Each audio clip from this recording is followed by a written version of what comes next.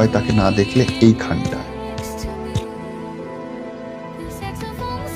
শরীর কই এখানে, আমার হৃদস্পন্দন বাড়ে তোমাকে দেখলে, আমার ভালো লাগে, আমি শান্ত হই, আমার ক্ষুধা লাগে না তোমাকে না দেখলে।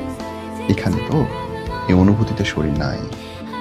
তোমাকে 10 বছর না দেখলে আমি বেঁচে থাকতে পারবো, তোমার গায়ের গন্ধ না হলেও আমি বেঁচে থাকতে পারবো। এই ভালোবাসা, ভালোবাসলে শরীর দিতেই হবে। নো, আই ডোন্ট বিলিভ ইট।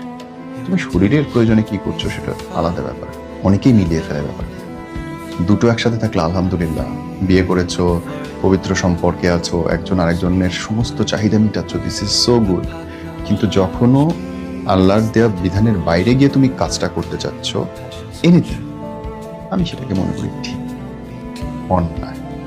একটা মেয়েকে ভালোবাসতে গেলে শুধু তার চরিত্র, দয়া, এটুকু যথেষ্ট। শরীর আর অর্থ রাখে।